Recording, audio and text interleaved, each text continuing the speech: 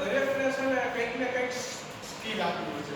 કોઈ વીરવંશની વાત બહુ સરસ રીતના રજૂ કરી શકતો હોય, કોઈ ગરુડ વાતને બહુ સરસ રીતના રજૂ કરી શકતો હોય, કોઈ અદ્ભુત વાતને રજૂ. તો તમે જેમાં રસ છે, રસ એટલે કે તમને જે વાતની શૈલી તમારી છે એ વાતને તમે જો વ્યવસ્થિત રીતના તમને ખ્યાલ હોય અને પછી તમે જો એ વાતને રજૂ કરો, એની અંદર ખાલી વાર્તા પાકી કરવી નથી. વાર્તામાં ઘણી વખત આપણને એમ થાય કે મારી વાર્તા બેસ્ટ છે, ચાલો, અથવા તો મેં કઈ વાર્તા બેસ્ટ છે, અથવા તો હું તો મને એમ થાય કે મારા સંતાને કઈ વાર્તા બેસ્ટ છે.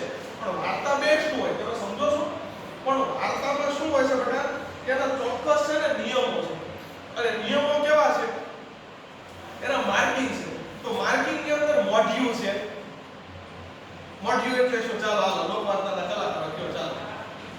એનો માંડવી છે, એનો વણોટ છે, એની ઠાબંધી છે, એનો નાદ વૈભવ છે, શબ્દ ચિત્ર છે, તસવીરો છે, એની કહેણીની રીત છે, એના સંવાદ તત્વો છે, એનો વકારો છે, એનો અંત છે, એના ગાયનો છે. આ બધી બાબતને ધ્યાનમાં લઈને તમારો નિર્ણય થતો. ઘણી વખત એમ થાય કે મારી કંઠ હારી, ખેણી હારી, મારી ગાયક સારું, એની કેણી સારી, બધું વાત સારી, પણ તમે એનું ભંડોળ બાંધ્યું, ઠાબંધી ખરી, નાદ વૈભવ ખરો, તો એ બધાના 10-10 માર્ક છે. તમારો સંવાદ તમે બોલો છો સરસ, સંવાદના તમે 10 માંથી 10 આપી દીધા, ચાલો. પણ એના નાદ વૈભવ તો તમે લીધો જ નહીં, તો 10 માંથી મારે શું મૂકવાનું? નિર્ણય તો શું મૂકશે? લીધો જ નથી, નાદ વૈભવ નથી લીધો, મંડાણ નથી બાંધ્યું, એનું મોડ્યુલ નથી બાંધ્યું. મોડ્યુલ નથી બાંધ્યું, શરૂઆત તમારી સારી હોય તો મોડ્યુલ બંધાય, ચાલો મોડ્યુલ નો બંધાણો તો 10 માંથી કેટલા માર્ક મળવાના છે?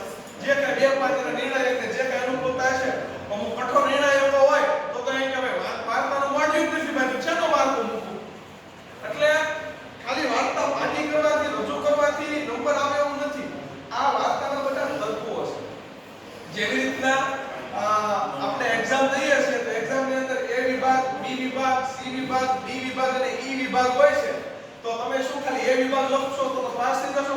તમારે ક્લાસમાં ટોપ કરવું હશે ને તો એમાં પણ માર્ક લાવવા પડશે, B માં પણ માર્ક લાવવા પડશે, C માં પણ માર્ક લાવવા પડશે, D માં માર્ક લાવવા પડશે, E માં માર્ક લાવવા પડશે.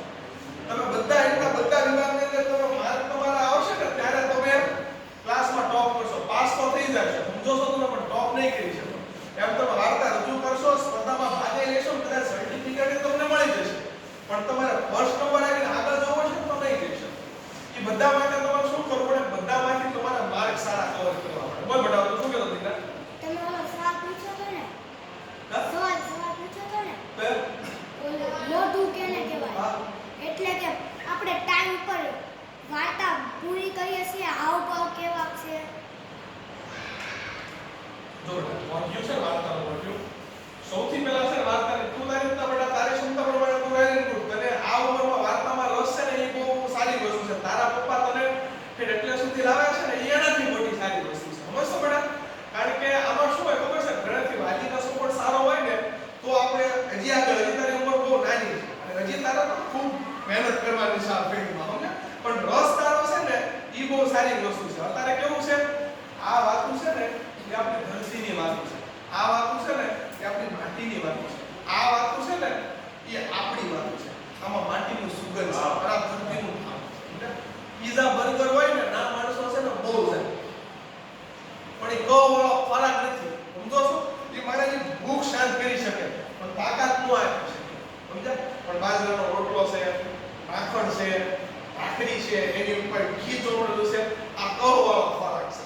જ્ઞાન માણસો ઓછા હોય એ બહુ ભાવે નહીં, સમજ્યા? પણ એ જે ખાતો હોય એ માંદો ન પડે. એમાં આ જે વસ્તુ આપણું સાહિત્ય છે ને, પણ ભલે ઓછા છે પણ માણા છે, સમજ્યા? ભલે ઓછા છે પણ ટોળા પણ માણામાં ફેર છે. ટોળાને બુદ્ધિ ન હોય, માણાને બુદ્ધિ હોય. ભલે ઓછા છે પણ માણા છે. એટલે મોડ્યુલ એટલે બેટા સૌથી પહેલા વાતની શરૂઆતની તમે જે આકાર માનો છો, સમજો છો તમે? મોડ્યુલ તમારું શું એટલે તમે શરૂઆત, તમે વાતને કઈ રીતના લાવો છો. માની લો તમારે કોઈ ગામની વાત કરવી છે, કોઈ ગામની વાત કરવી છે ને ગામની અંદર છે એક સરસ મજાનું, માની લો કે આપણે ચાપરાજ બાપુની વાત કરવી છે તો જેતપુર ગામ છે તો તમે એનું વાર્તાની મોડ્યુલ તમે માંડી શકો કે પોત સિંધુ ભલે સુકૃતિ પશ્ચિમા દેશી આની અટાળે